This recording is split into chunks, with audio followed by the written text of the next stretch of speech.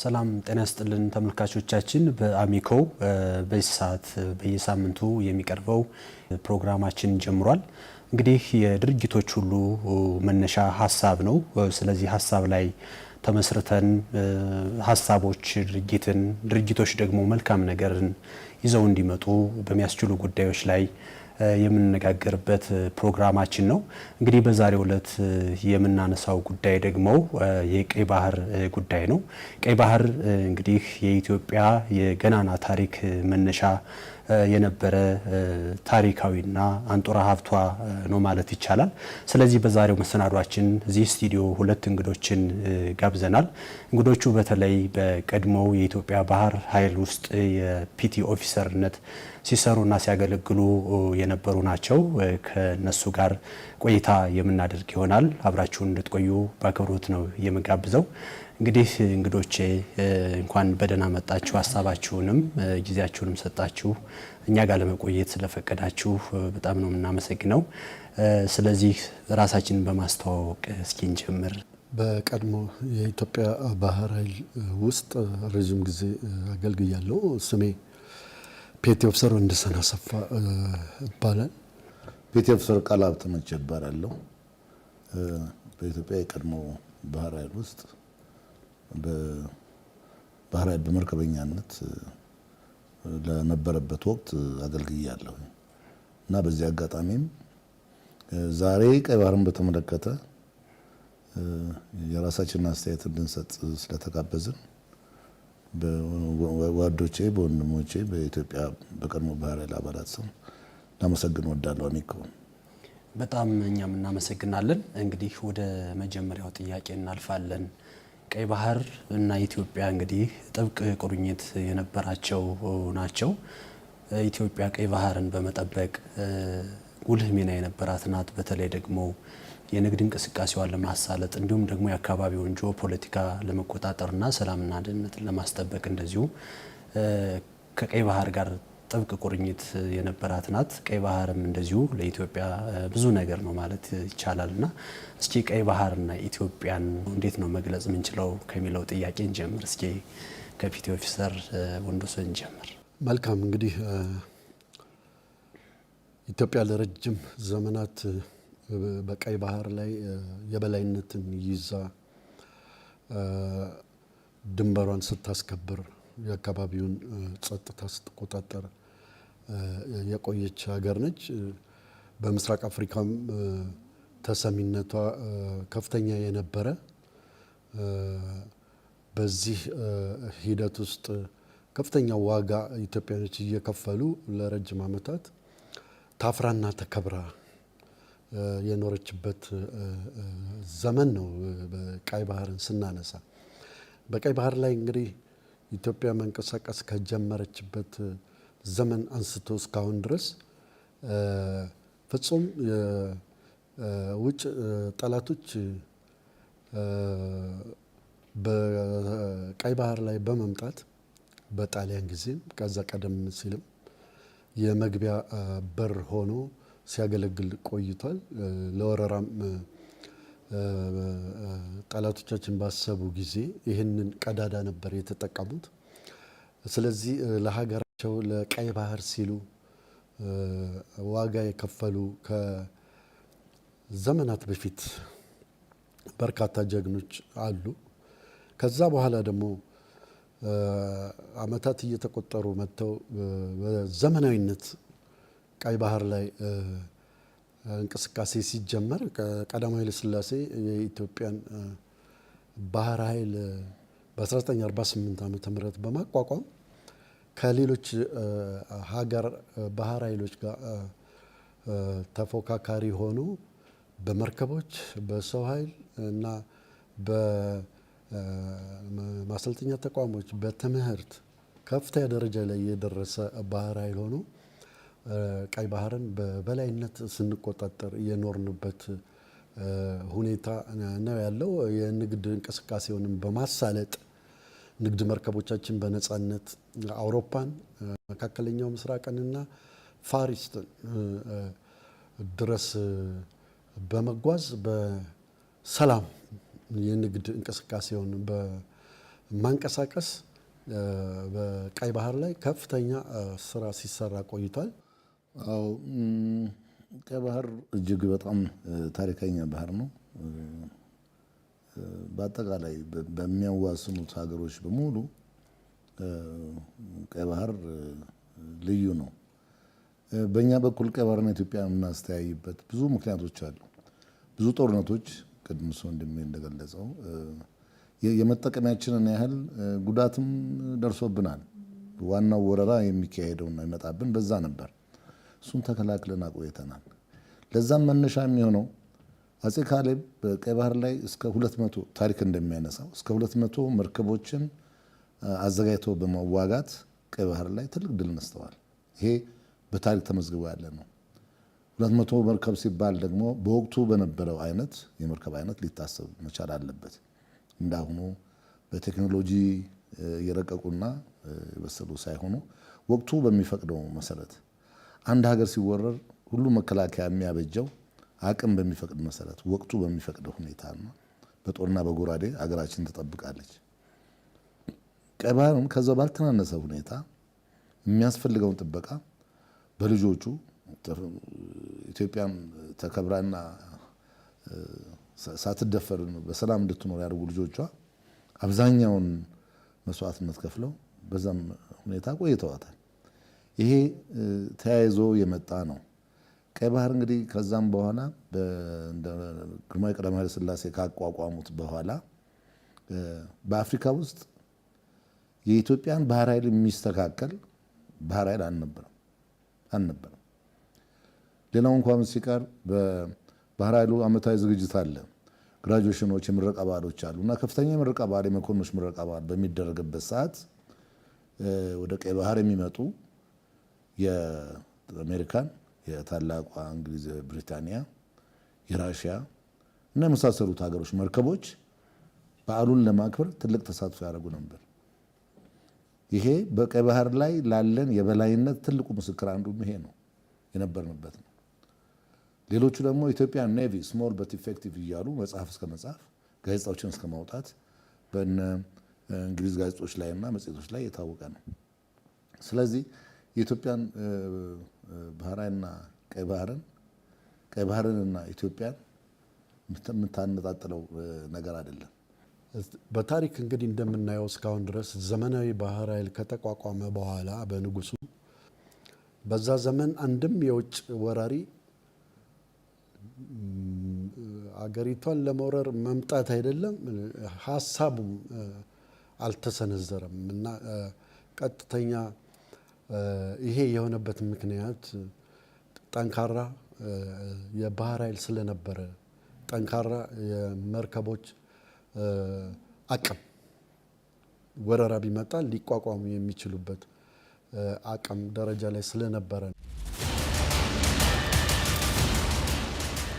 እስኪ ወደ ኋላ ልመልሳችሁና የቀይ ባህርና ህይወታችሁ ትዝታችሁ ምን ይመስላል? ወደ ባህር ኃይል ነው ቀጥታ የገባ ነው። የመጀመሪያ የስራ መደባችን ያው ባህር ኃይል ነው። አብዛኛው ያደገው እዛው ባህር ኃይል ቤት ነው። ሁሉም ጓደኛሞች ጓደኛ ሆነን ሳይሆን የኖር ነው ቤተሰብ ሆነን የኖር ነው። ባህር ኃይል ያሰለጥንሃል፣ ያስተምረሃል። እያንዳንዱን ነገር በምኞት ወይም በሀሳብ አይደለም የምትሄደው፣ ፕራክቲካል በሆነ ነገር ነው። መርከብ ላይ ያለው እንቅስቃሴ ቲም ወርክ ነው። አንድ ሰው ለብቻው የሚሰራው ነገር የለም። ምግብ ቤት የምንገባው የምንበላው አንድ ላይ ነው፣ የምንተኛው አንድ ላይ ነው። እንደዚህ አይነት በጣም የሚገርም መስተጋብር የነበረበት ቤት ነው። ሞትም ከመጣም ተዘጋጅተን ለሞትም የተሰለፍን በተግባርም ታይቷል። እንግዲህ ከልጅነት ተነስቶ መስዋዕትነትን ከፍለ አገርህን አስከብረ እስከ ማቆየት ድረስ ነው በባህር ኃይል ቤት ያለው ሁሉም አጠቃላይ ህይወቱ። ዛሬ ድረስ ከደማቸው ያልወጣ ትልልቅ የኛ ሲኒየሮች በጣም ትልልቅ ብዙ የቆዩት ለኛ ክብራችንና ጌጣችን ናቸው ትልልቆቹ የኛ ሲኒየሮች። ምክንያቱም ባህር ኃይል የቆየው እነሱ በህይወት ባሉ ትልልቆቹና ዛሬ እኛ ተንፍሰን እኛ ተደስተን እኛ አሰብን እያሰብን እናገኛለን እንድናስብ የሞቱ ወንድሞቻችን አሉ። በባህር ላይ ግዳጅ እንግዲህ ጠንካራ የሆነ የግዳጅ ስምሪት አለ። ያንን በየዕለቱ 24 ሰዓት ኢንተርናሽናል ወተር ላይናችንን ጠብቀን እስከ ገልፍ ኦፍ ኤደን ከራስ ካሳር እስከ ራስ ዱሜራ 1000 ማይል ግዛት አለ። ያንን ሳናስደፍር ቀደም ሲል እንደነገርኩት የንግድ እንቅስቃሴው መርከቦች እንደልባቸው እንዲንቀሳቀሱ የንግድ መርከቦች ላይ የኢትዮጵያ ባህር ኃይል አሳይንድ እየተደረጉ የባህር ወንበዴ ፓይረትስ ጭምር ቀይ ባህር ላይ ኮንትሮል በማድረግ ስንንቀሳቀስ ነው ያሳለፍ ነው። አሁን እንደምናየው አሁን ያለበትን ሁኔታ እስከ የመን ድረስ ያሉት የፓይረት ሁኔታ ዜና ላይ እንሰማለን። በርካታ መርከቦች እየተቃጠሉ፣ የነዳጅ መርከቦች፣ ካርጎ መርከቦች፣ እቃ አመላላሾች የሳሳው የኢትዮጵያ ባህር ኃይል ከዛ አካባቢ በመነሳቱ እንደ ልብ ፓይረቶች የባህር ወንበዴዎች በመንቀሳቀስ ቦታው ላይ ከፍተኛ ተጽዕኖ ሲያደርጉ እናያለን። ከዚህ በተጨማሪም ደግሞ የባህር ላይ ኮንትሮባንድ እንቅስቃሴ አለ።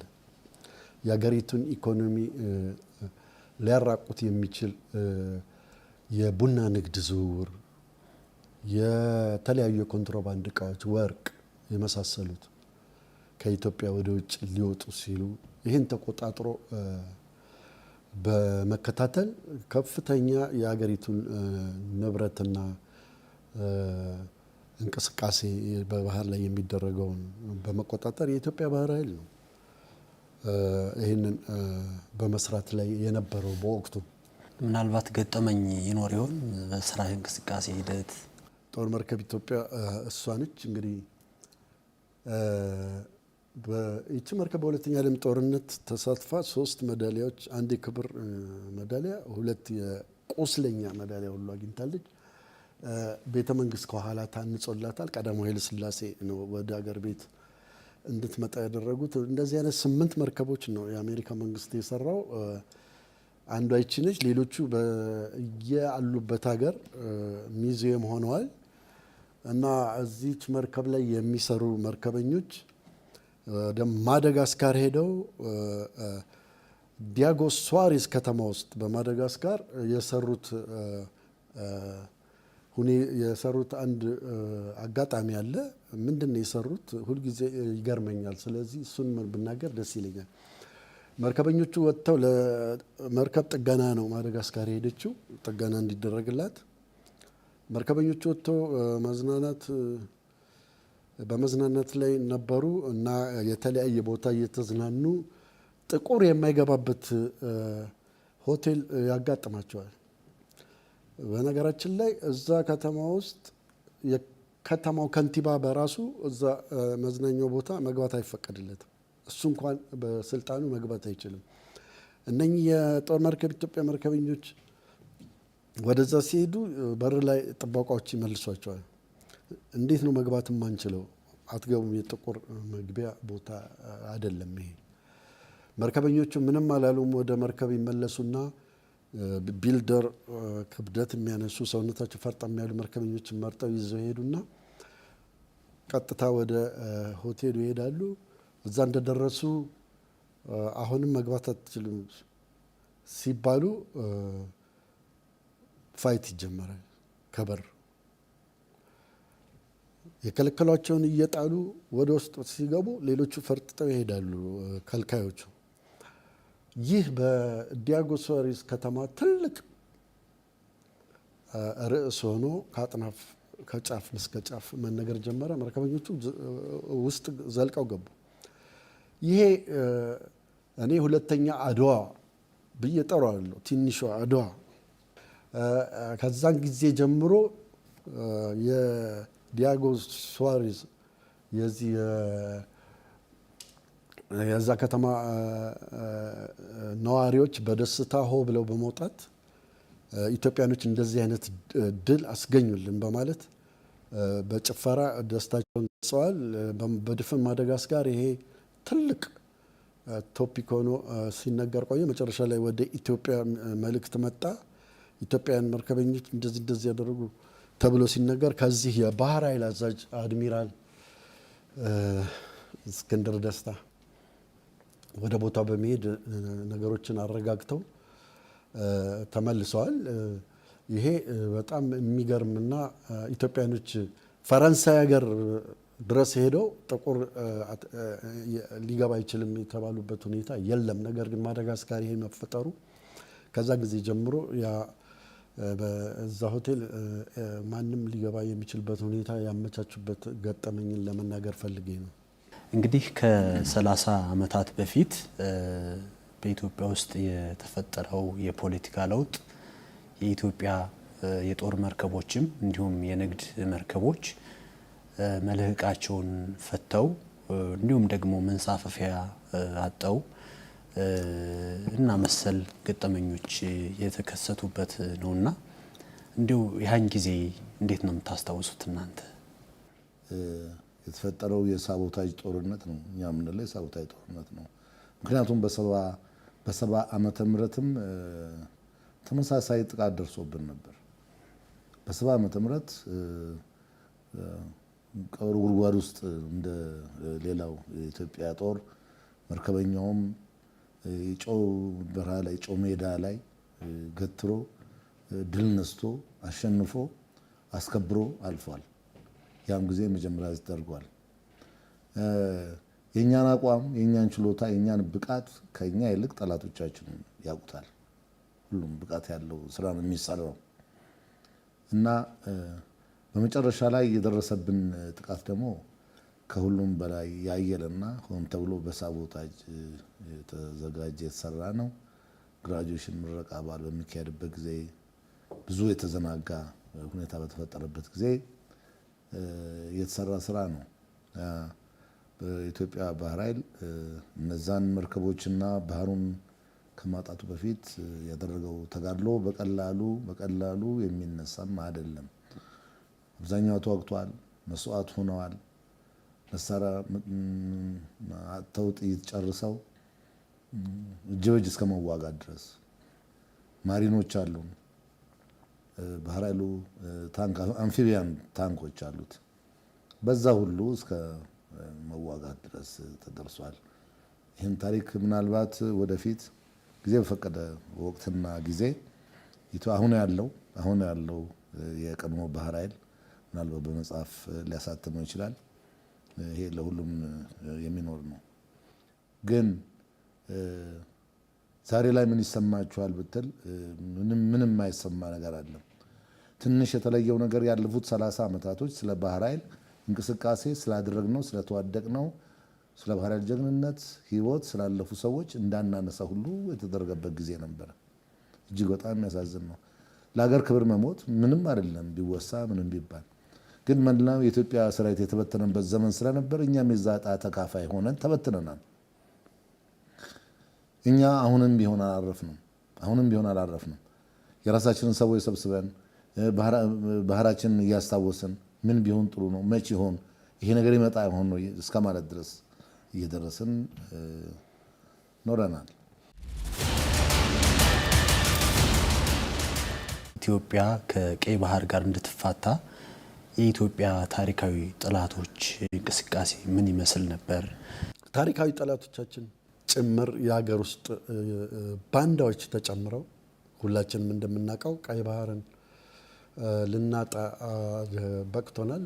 በሴራ ቀይ ባህር እንድናጣ የተደረገበት ሁኔታ አሳዛኝ ነው።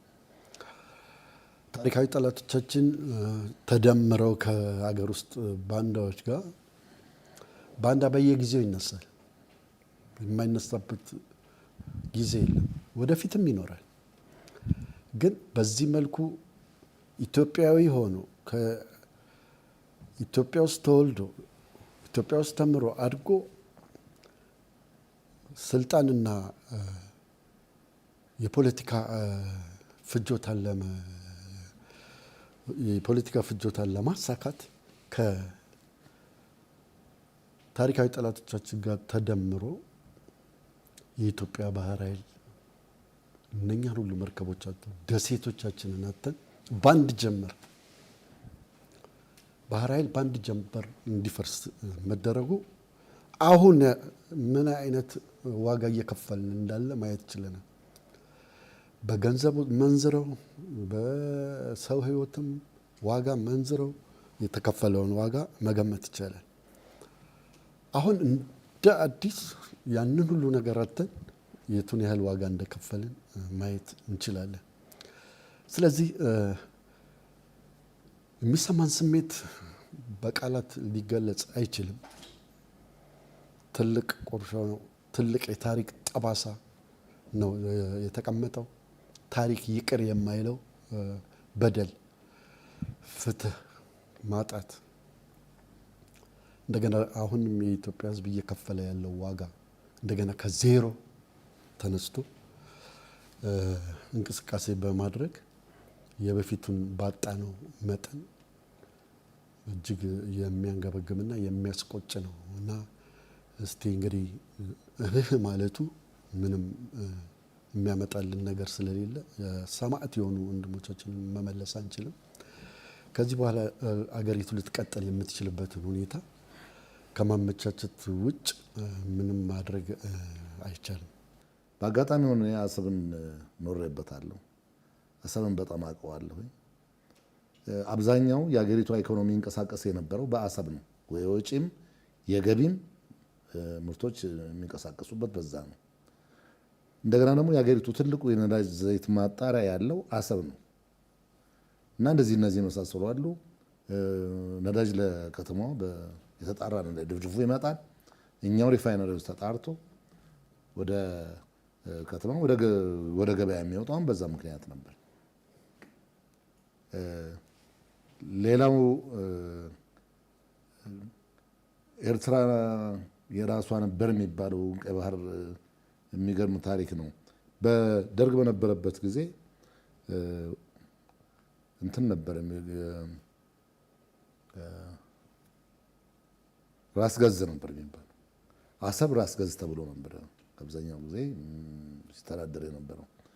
ነዋሪውንም በተመለከትንበት ሰዓት እዛ ውስጥ ያሉ ኤርትራውያኖች እኔ በቁጥር ነው ብዙም እኔ የማውቃቸውና የማስታውሳቸው የሉም።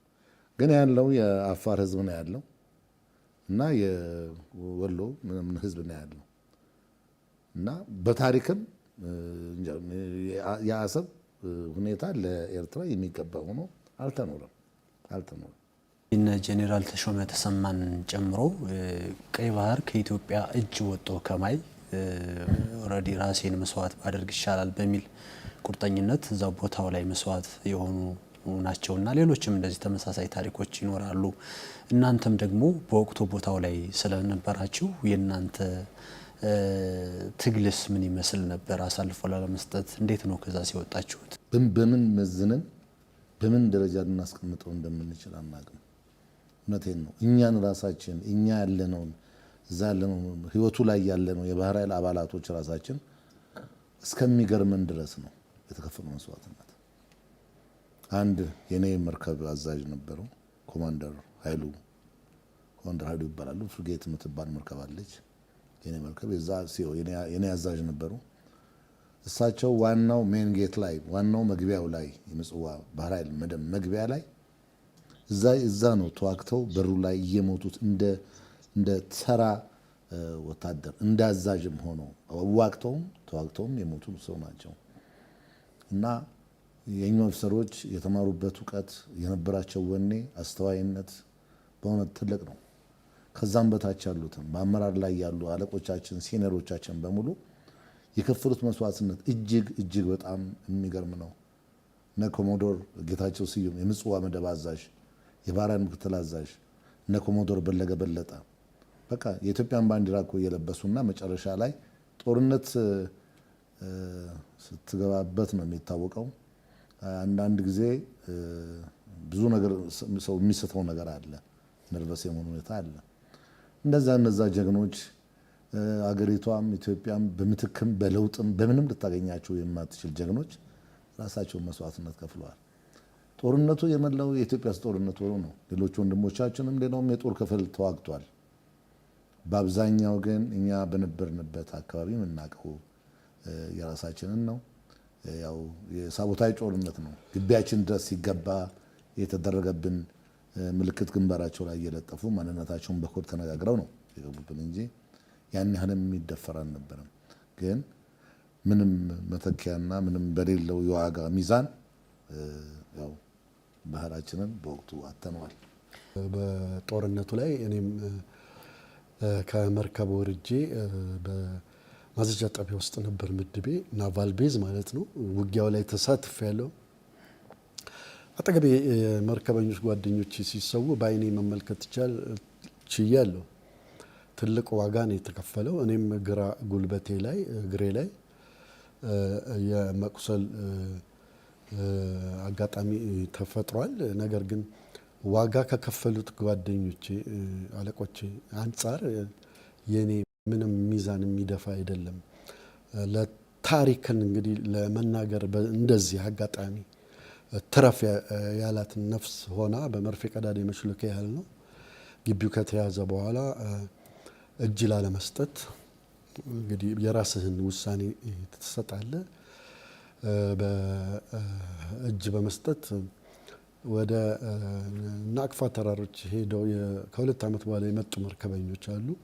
ያንን እጣ ደግሞ በዛ ላለመሳተፍ በዋና ወደ ቀጣይ ደሴቶች ለመሄድ በተደረገ ሙከራ በዋና ወደ ወደብ ስንሻገር ጀነራል ተሾመን ጋር ለመገናኘት ነው የበቃሁት።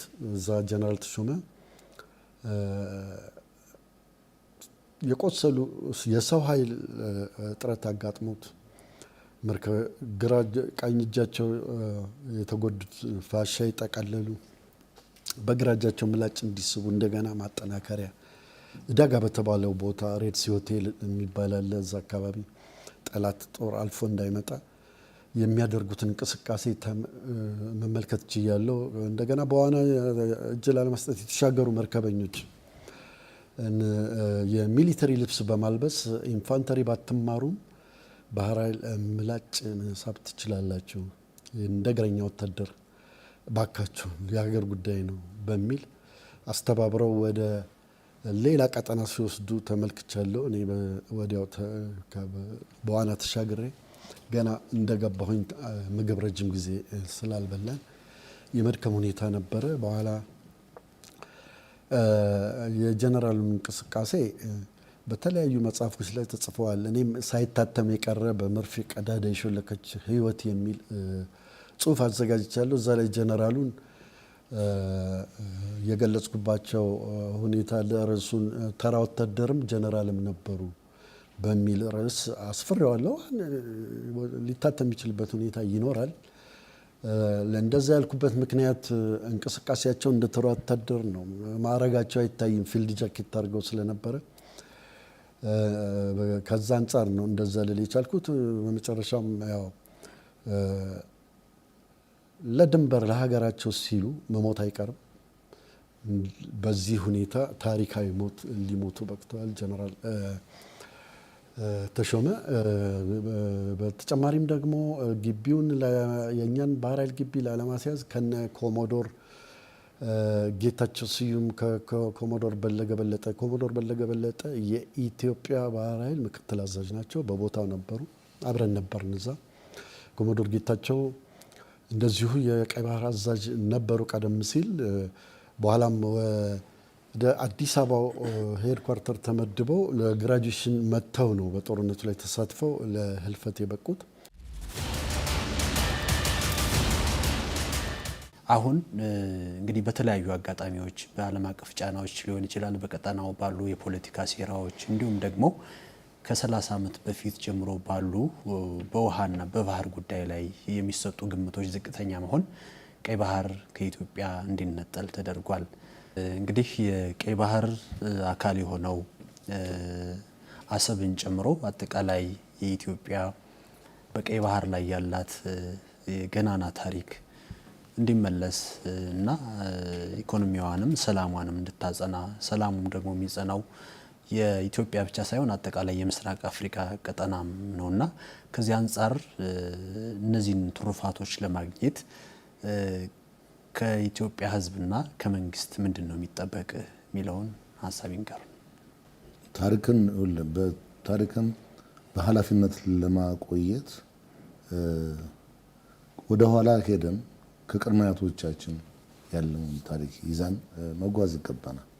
ቅድመ አያቶቻችን ለሚቀጥሉት ትውልድ ያቀጣይ ትውልድ ደግሞ እንደዚሁ እያለ በተዋረድ የሚሄድ የታሪክ ቆይታ ሁል ጊዜ ታሪክ ሆኖ አይኖርም። በደንብ በኮንፊደንስ ማመዛዘን የሚገባውን ነገር የሚያመዛዘን ትውልድን መፍጠር ይቻላል። ቀይ ባህር ብዙ ተአምረኛ ታሪክ ያለበት ነው ብያለሁ። ብዙዎቻችን ይህን ባህር በምናየው ፓትሮል በምንዞርበት ሰዓት በምናይበት ሰዓት ከኮንትሮባንድ ስራ ከሀገር ጥበቃ ስራ 48 ሰዓት ሀገሪቷን ከመጠበቅ ጋር ከምናደርገው እንቅስቃሴ ጋር ለቀይ ባህር ከፍተኛ መስዋዕትነት ያው ተከፍሏል። አሁን የሚደረጉ እንቅስቃሴዎች አሉ።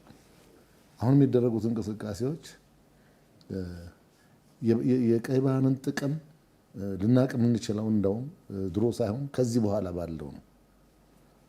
ምክንያቱም በኢኮኖሚ ደረጃ ካየነው ከፍተኛ የኢኮኖሚ ተጽዕኖ አለው ባህር ስለሌለን። ሌሎችም እንደዚሁ ተመሳሳይ ተጽዕኖዎች አሉ። ባህር ለአንድ ሀገር በጣም አስፈላጊነቱን የምናየው ከዚህ በኋላ ባለው ጊዜ ነው።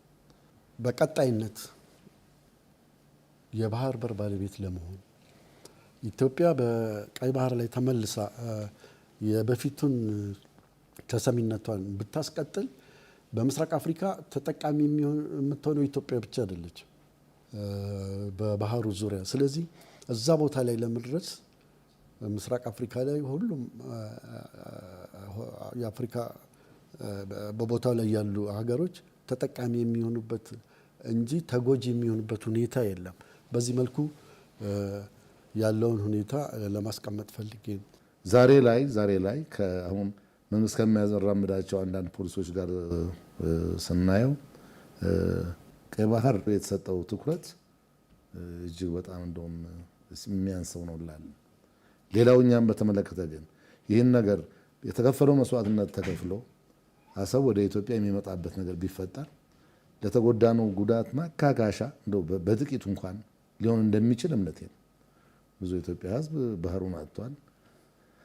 የተፈጠረበትና የደረሰበት ኃይለኛ ጉዳት አለ እና ነገ መንግስትና የኢትዮጵያ ሕዝብ ራሱ ለአሰብ መመለስ የሚያስፈልገውን ነገር ከመንግስት የሚጠይቀውን ጥያቄ ከህብረተሰቡ የሚፈልገውን ነገር አንድ ላይ አድርጎ አሰብ የሚመለስበትን አሰብ የኢትዮጵያ የሚሆንበትን ነገር መፍጠር ወሳኝ ነገር ነው ላለው። ቀይ ባህር ጉዳይ የፖለቲካ ጉዳይም አይደለም። ያው ለትውልድ የተሻለ አሻራ ጥሎ የማለፍ ጉዳይ ነው። ልክ አባይ ላይ እንዳደረግነው ርብርብ ኢትዮጵያውያን ደግሞ በቀይ ባህር ላይ አንድ ሆነው ተመሳሳይ ሀሳብ ኖሯቸው እንዲሁ ከአባይ ከህዳሴው ግድብ ጋር አስተሳስራቸው የተወሰነ የምትሉት መልእክት ካለ? በተቻለ መጠን ያው መንግስትም ማድረግ የሚገባውን ነገር እያደረገ ነው። ህብረተሰቡም አብሮ ድጋፉን እየገለጸ ነገ ደግሞ ዛሬ በአባይ የተደሰትነውና የኮራነውን ያህል የበላይነታችን የአፍሪካ የኃይል ሶርስና ምንጭ የምንሆን ሰዎች መሆናችንን አሳይተናል። ስለዚህ ዓለም የመሰከረውን ነገር ነው። ነገ ደግሞ ቀይ ባህራችንን አስገብተን ሰላማዊና በጦርነት አይደለም ሰላማዊ በሆነና በመልካም ዲሲፕሊን ማንም ጦርነትን አይፈልግም ወደ ራሳችን የምናደርግበትን ነገር ከህብረተሰባችን ጋር ሆነን እንቀጥልበት የተሻለ ነው።